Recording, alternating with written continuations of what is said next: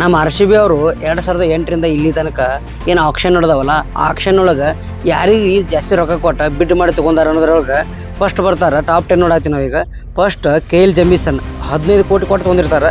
ಆಮೇಲೆ Glenn Maxwell 14.25, Yuvraj Singh 14 ಕೋಟಿ, James Hazlewood 12.50, diamond ಮಿಲ್ಸ್ 12 ಕೋಟಿ, Phil Salt 11.50, Alzarri Joseph 11.50, Jitesh Sharma 11 ಕೋಟಿ, ಭುವನೇಶ್ವರ್ 10.75, ಹರ್ಷಲ್ ಪಟೇಲ್ 10.75.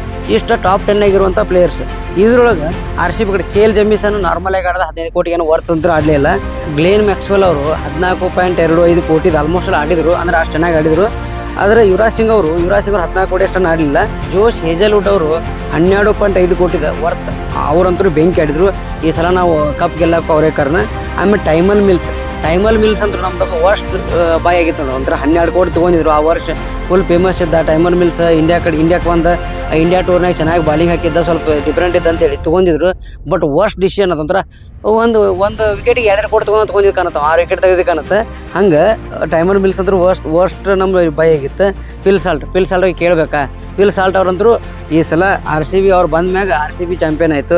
ಅವ್ರು ಚೆನ್ನಾಗಿ ಆಡಿದರು. ಆಮೇಲೆ ಅಲ್ಜೇರಿ ಜೋಸೆಫ್ 11.5 ಅಂದರೂ ಏನೂ ಇಲ್ಲ, ನಾವು ಫಿನಿಶ್ ಮಾಡಿ ಹೋಗ್ಬಿಟ್ಟ, ಉಪಯೋಗಿಲ್ಲ. ಅದಂತರೂ ಅದು ಒಂಥರ ವರ್ಸ್ಟ್ ಬಾಯ್ ಆಗಿತ್ತು ನಮ್ಮದು. ಜಿತೇಶ್ ಶರ್ಮಾ ಅವ್ರದ್ದು one of the best boy. ಆದರೆ ಅವಾಗ 11 ಕೋಟಿ ಅವ್ರಿಗೆ ಕೊಟ್ಟಾಗ ಒಂದಿಷ್ಟು ಕೊಡಬೇಕಾಗಿತ್ತು ಅಂತ ಒಂದು ಮಾತುಗಳು ಬಂದಿತ್ತು.